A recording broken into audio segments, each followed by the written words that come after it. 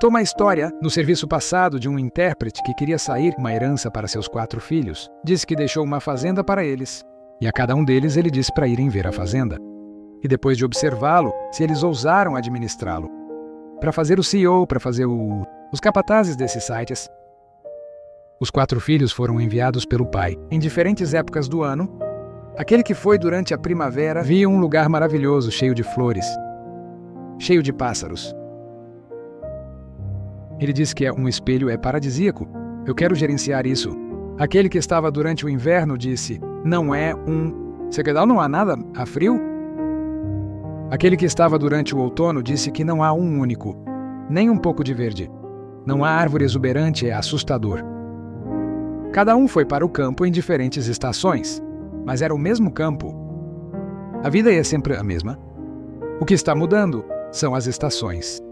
E é de vigarista. E é de canala.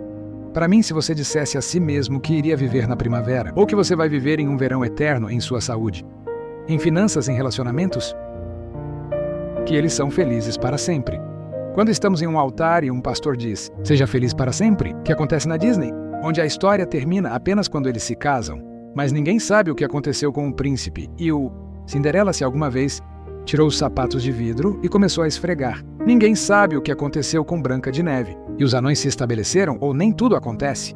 E eles ficaram felizes até aquele primeiro beijo, e então pensamos aqueles de nós que assistem ao filme que foi um verão eterno, ou um eterno primavera, e não esse relacionamento terá invernos.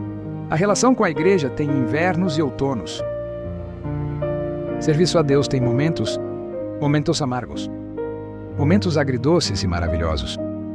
Não entendendo isso, é ignorar que o livro Eufastés, no capítulo 3, Salomão começa dizendo, tudo tem seu tempo. Tudo o que você quer sob o céu tem seu tempo. E tem sua temporada. E como eu disse uma vez, Salomão faz lista de 28 temporadas. Quase encontrei momentos em que encontrei restos.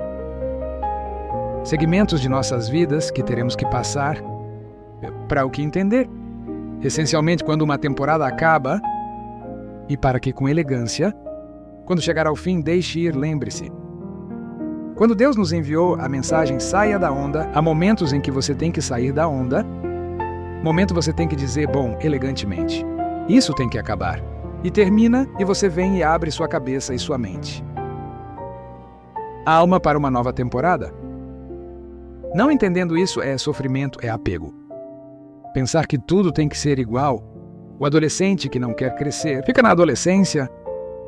E alguns permanecem em sua temporada de infância, embora tenham 40 anos. E Pablo disse que, quando cresci, deixei coisas quando criança. Observe a intencionalidade que deixei. A criança não me deixou, eu deixei a criança. Então há um momento em que você diz, bem, você morre. A temporada não é mais hora de jogar videogame. Horas e horas em que tenho uma família para alimentar. Não posso mais me dar ao luxo de sentar no sofá para assistir jogos de futebol a qualquer momento, porque é meu time favorito, e perder ao emprego ou à ausência de prata, universidade, porque há coisas que você poderia pagar. Quando você era criança, agora você tem outras responsabilidades. Terminar uma temporada e começar outra. Nas relações afetivas acontece. O mesmo existem pessoas que se juntam e são absorvidos por um vórtice de um relacionamento disfuncional. Há pessoas que estão juntas e obter a pior versão de si mesmos. Eu sei de casais. Desde que ambos se tornam amargos. Eu estava recentemente dizendo a alguém, espero que quando você se tornar um namorado e namorada, não mude você, não seja amargo, não perca aquela alegria que você tem. Com o tempo dá? Por que você não ri daquele namorado? Não fale com isso. Por que você falou com aquele que você não se veste assim? Aquele sorriso e começou a controlá-lo de agora em diante. A coisa que a garota não é mais nem a sombra do que costumava ser. É um relacionamento disfuncional. Um relacionamento que os drena agora, então. Me faz querer te dizer, Cortem, agora termine a temporada. Porque cada um traz à tona a pior versão do outro. Corte algo antes que algo permanente seja feito. No entanto, há pessoas que seguem porque nenhum deles tem coragem de dizer a temporada ainda acabou. Isso não está fazendo nenhum bem a mim ou a você, mas sempre nos persegue, não o que eles vão dizer. E o Evangelho e fulano de tal, e fulano de tal, e a família, e aqueles que vão doer, e há pessoas que embarcam em uma vida de infelicidade. Simplesmente porque ele não tem coragem de dizer nada. A temporada pode ter sido útil por um tempo, mas não é adequado para este clima. Eu sei que às vezes a renúncia não é a opção mais importante. Prudente. Não é a hora, a opção que o coração quer, porque achamos que nenhum Deus me colocou aqui e eu não quero me mover. E principalmente não se quer desistir. Então investiu. Porque diz que investi muito nesse relacionamento, eu investi muito nesta igreja. Outros ficam porque a família está aqui. Minha família não está aqui, a minha mãe, e a meu pai, e a meu irmão. E aí está minha cunhada. A sogra está lá e ela quer ficar, ou seja, não é como se houvesse pessoas agarradas para uma temporada e eles não entendem que há momentos para sair. Mesmo que doa, faz parte de terminar um pouco. E quando isso acontece, eu sei que você tem um duelo. Como aqueles que se divorciam de um casamento terrivelmente disfuncional e são doendo. Então eles passam por um duelo e você diz: mas por que você está de luto se você tirou aquele preguiçoso acima? Por que você está de luto se você tirou aquela mulher das suas costas? E eles nos dizem que não estou de luto porque estou enterrando 24 anos, 30 anos. 15 anos da minha vida. São seus anos que você está enterrando. São suas memórias que você está deixando, aqueles que você está assistindo sair. E quando você tem que se livrar do passado, para se livrar das memórias é um duelo. Mesmo que essas memórias sejam ruins, é um duelo. Então o coração nunca quer desistir. É por isso que existem mulheres que sofrem violência de gênero, violência doméstica e não saia. E aconselhamos você a ir fazer a reclamação, marcar os 911 e colocá-lo na prisão. Um pastor dirá que quando um homem bate em uma mulher, não há justificativa, mesmo que ela tenha sido infiel a ele. Nada justifica levantar a mão, e menos ainda. Para uma mulher, então dizemos a ele quando é assim: pinte e vá embora. E não pode. Não pode porque é a vida que ele conhece. E ele me diz que tenho que dizer adeus ao que construí. Eu digo a ele: mas o que você construiu, você vai acabar jogando. Com seu olho em compota, você terá seu olho assim? Não sim, mas isso é o que eu construí, isso é o que eu tenho. E é assim que estamos. Não queremos sair do barco. E então o Senhor me mostrou que há muitas pessoas aqui que está prestes a tomar uma decisão e está dividido entre o que eu não posso mais. Mas eu não aguento mais. Eu tenho que renunciar e também é uma pena e uma desgraça para mim. E estão neste. E diz: Senhor, eu preciso de uma palavra que você me dê. Clareza. Chamou-o de Senhor, onde na palavra de Deus, onde na Bíblia você deu clareza àqueles que você chamou. E o Senhor me leva, entre os milhares de exemplos da vida de Simão Pedro, o Senhor encontra em um momento da vida que Pedro é pescador, e diz a ele para vir comigo andar comigo. Deixe os barcos, e eu farei de você um pescador de homem. E deixando tudo para trás, as redes o seguiram. E começou a seguir Jesus, eles o seguiram. Jesus, o Mestre, não pede a ele para ser um herói, não diz a ele: olha, eu vou te dar certas responsabilidades. Não o transforma em um homem famoso. Diz que simplesmente quer que você me siga. Deixe, rede o barco e eu vou fazer de você um pescador de homens. Ao que o convite de Jesus se resume: venha caminhar comigo. E então o que a Bíblia descreve? Chegam 3 anos depois, eles chegam para aprender Jesus. Pedro é visto como um possível seguidor de Cristo. E Pedro sabe que o Senhor tem um preço pela cabeça. Então ele nega o Mestre 3 vezes. Cheio de vergonha vai pescar. De volta ao que eu sabia fazer, porque ele diz que não sei no que ele acreditava. Para Jesus eu não estou à altura da tarefa do que é necessário, e voltou a pescar. O Senhor ressuscitado se aproxima, onde os gregos estão pescando, e isso inclui, Pedro gritou com eles, eles pegaram algo. Eles não sabem quem está gritando. Da costa o que eles menos imaginam é que o traído veio procurar o traidor. Então não diz nada, e diz a eles onde colocar a rede. Lançar a rede do outro lado. A rede está cheia de peixe. Pedro reconhece que tal anjo só pode fazer isso. Alguém que já fez isso antes. Reconhece sua assinatura. Sai do barco, se aproxima de Jesus e ele espera por ele com o café da manhã. E lá Jesus faz uma série de perguntas que eu acredito que acabam sendo resumidos na frase que dá o título à mensagem de hoje. E essa é a pergunta que eu quero te fazer. O que eu te chamei para fazer? O que eu te chamei para fazer, Pedro? Não que eu fosse pescar porque eu não estava à altura da tarefa. Liguei para você? Fazer? Essa é a pergunta que o cavalheiro está nos fazendo esta tarde. Faz você me faz. Porque a verdade é que eu aprendo aqui é que toda vez que você se depara com duas opções, se deve continuar ou desistir, Jesus nunca te deixa em paz. Ele sempre vem para a praia da sua vida. É por isso que eu sempre digo, se você não sabe o que fazer, não se mova rapidamente. Até você ouvir a voz dele, ele sempre se apresentará, porque essa é a maneira deles de operar seus modus operandi. Ele vai se apresentar e irá restaurar sua chamada original. Vai te perguntar o que eu te chamei para fazer. Pedro, o que eu te chamei para fazer no começo? Pode não ser a mesma localização geográfica. Podem não ser os mesmos afetos. Talvez agora diga, você sabe que a vida me mudou assim 180 graus. Tem gente que me diz agora que estou em casa. Ou eu sento à mesa e até meus rostos não são iguais a 3 anos atrás. Tem gente que teve que cortar, governadores que tiveram que mudar de país, a mudança de ministério, chefe. E diz que Deus mudou tudo. Há algo que Deus nunca vai mudar. Que te ajudou a ser.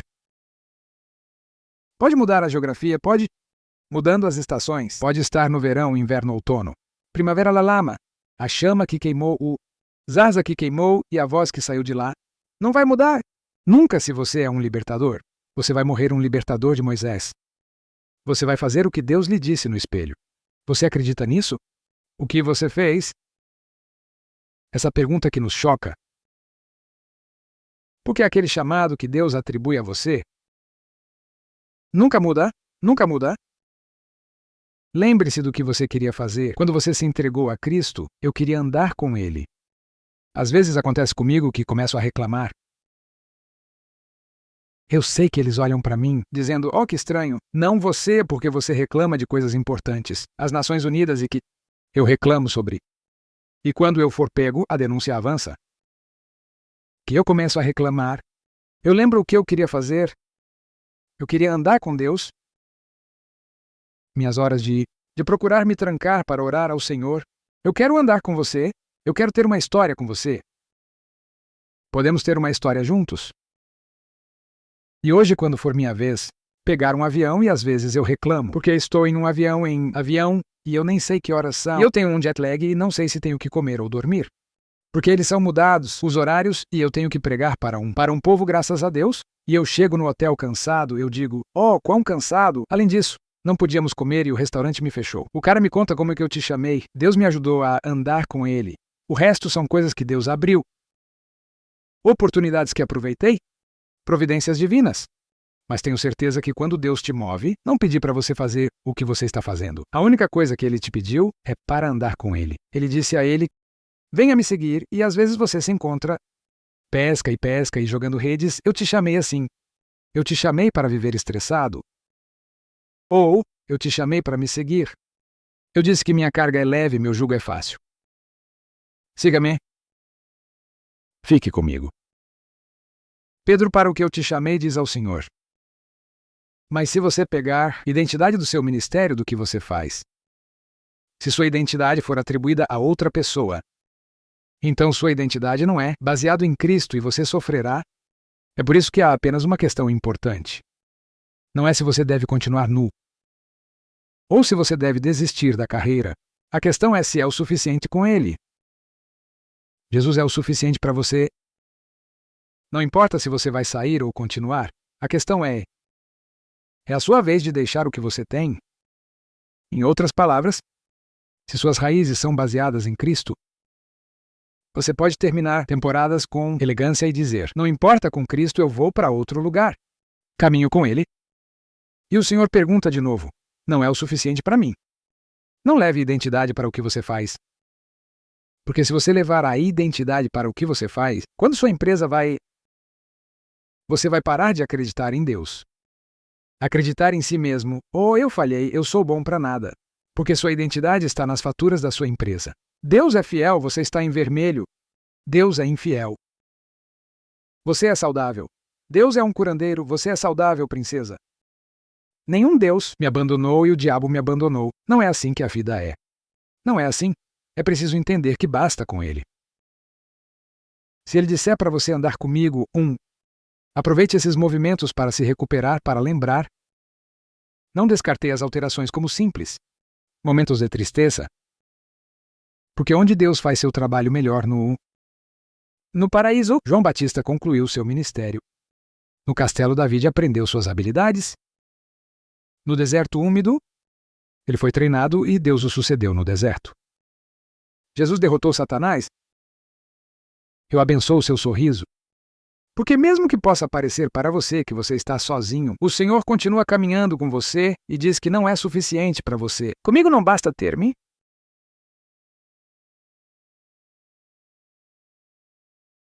Você realmente acredita que Deus está morrendo, que não é o suficiente para você? Ele, que você sempre quer algo dele? Porque senão, só ele não é suficiente para você. Quando Jesus vai ver Pedro, ele chama Pedro.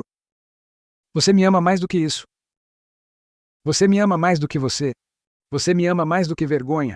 Você me ama mais do que você sabe fazer. Não lhe pergunta sobre seu passado ou seu erro, diz ele. Você ainda me ama, pergunte a ele o que está em seu coração. O que está em seu coração? Qual foi sua primeira ligação? Eu te liguei para fazer. E Pedro diz, não é que eu te traí, que te chamei para fazer uma cabeça grande. O que você faz pescar? É que eu sou a verdade, que sou bom para esse propósito. Não, o que você está fazendo pescando, o que eu te chamei para fazer. Mas eu te traí o que eu te chamei para fazer. Eu te amo, Senhor, é assim que eu te chamei. A que me ames? Para andar comigo, então me alimente para meus cordeiros. Eu não mudei a chamada para você, nem o seu pecado, nem o seu erro. Alimente meus cordeiros. Alimente meu rebanho. Você está acreditando, sim ou não? Mas fomos criados pregando que se você estragar tudo, para Deus tire sua mão. Tirou sua ligação, não. O que você sabe fazer? O que eu te chamei para fazer? Faça o que eu te chamei para fazer. Pedro começar a pregar. Faça o que eu pensei que você poderia fazer. Então, quando eu sinto que eu começo a perder a perspectiva de que Deus me ajudou a ser, porque acontece com todos nós, volto à palavra da Bíblia. Eu não escuto outros pregadores naquela época. Eu não uso. Eu faço a mesma coisa que costumava fazer, porque não havia YouTube antes. Não havia acesso a livros antes. A única coisa que tínhamos era uma Bíblia em casa. Então, Senhor, fale comigo através da palavra, e lembro que em um ponto eu queria parar. Foi prestes a abaixar os braços, e sinto que o cavalheiro, vários anos atrás, na Argentina, e sinto que o Senhor me diz, se você quiser sair, se você não quiser, ouse fazer o que estou lhe enviando. Não faça isso. Eu não te forço. Eu continuo lendo a Bíblia em Jeremias 3, 17 e 16 e diz, mas eu não estou com pressa de te abandonar e não deixarei de ser seu pastor. Lembro-me de ficar chocado, porque Deus costumava me dizer que você me ama. Saí porque eu não te deixo. Lembre-se do que eu te liguei. Eu te chamei para andar comigo. Você pode não ousar para criar um ministério. Você não pode se atrever a pregar para uma multidão. Você não pode ousar para receber comunicações, é bom. O que eu não quero é que você para de me amar, você ainda me ama, Pedro. Dante, porque se você me ama, eu convido você a caminhar comigo. As portas fecham ou abrem, é a sua vez. Ser ou mudar, desista ou siga em frente. Eu liguei para você, Senhor, uma e outra vez, e toda vez que eu falo, vejo coisas que outros homens do Senhor experimentaram. E percebo que eles já viveram isso. E também foram atualizados na palavra, foram revigorados no que o Espírito Santo lhes disse. Mas eles sabem o erro que cometemos. No começo, tem uma visão clara para que Deus te perdoe, e você começa a entrar nas coisas no final. Em empresas ministeriais, em relações. E em um momento, é como vamos orar e chamá-lo de Senhor. Eu preciso que você me apoie no que estou fazendo. Abençoe-me no que eu vim com. E é como ter. Eu comparo como se eu fosse você. Estava pregando e quero adicionar coisas ao meu equipamento de som. Eu te digo, Senhor, eu preciso de um amplificador. Agora me dê um equalizador para soar mais claro. Agora um microfone melhor para pregar melhor. E Deus diz, não, eu não te amo. Eu quero mudar a música para você. Eu quero mudar o show. Eu quero que você mude. Não, não, não. Não. Eu quero que você adicione o eu estou jogando, eu já estou tocando música. Estou falando metaforicamente, eu já estou tocando música. Senhor, me dê um tambor, mais me dê um violão, mais me dê um... Eu não quero mudar a música e o gênero. Isso me deixa doente porque você quer me mudar. Porque o importante não é a música que você toca, mas a escuridão dessa música, você anda comigo. Essa é a sua chamada, você anda com ele. Em algum momento da vida, esquecemos que isso era andar com o Senhor. Então, quando você vai para a palavra, como eu te chamei, você deve ter notado em algum lugar, é por isso que a Bíblia diz em Abacuque, escreve a visão. Eu tomo notas frequentemente, eu tenho notas por aqui, papéis que são assustadores, porque eles têm muitos anos. Se você pode ver, lá estão eles até amarelado esses papéis, olhe para eles, eles são amarelados. Não é visível aqui o que está escrito, é ilegível. Porque é carta que escrevi nas primeiras horas da manhã, e eu tenho em letra azul, letra preta, letra vermelha. Datas, muitas datas, isso não foi dentro da Bíblia. Olha como parece que foi comido por ratos. Mas isso remonta ao ano 89-90. Eu aqui disse, pregação vai diz pregação, e eu tive a pregação. Não ria da minha caligrafia, mas lá eu tinha toda a pregação. Marcou porque eu não tinha muitas mensagens para não repetir. Eu escreveria minha pregação, de onde ele havia pregado tudo não tinha, de volta ao destino. Crescimento em oração de volta ao destino. Temer por sua presença à vanguarda de Deus. Guerra espiritual. Estas eram as pregações que eu costumava fazer, e bem aqui como este foi um papel que sempre viajou comigo, eu me inscrevi lá. Eu vou ficar longe, senhor. Eu me inscrevi, então eu estava dizendo, eu observei aqui o que Deus me disse. Por exemplo, terça-feira e 1º de janeiro do ano 91. Do ano 90 e 91, 91, 91. Diz que você não pode mais voltar. Você passou uma infância muito solitária. Então eu te dei presentes, de acordo com a necessidade. Evangelista do século 21 lhe dirá: você de uma vara. Tanto quanto você vê, eu vou te dar. Essas não são coisas que eu poderia pensar. Eles eram profetas. E oraremos ao amanhecer, e profetas eu marcaria.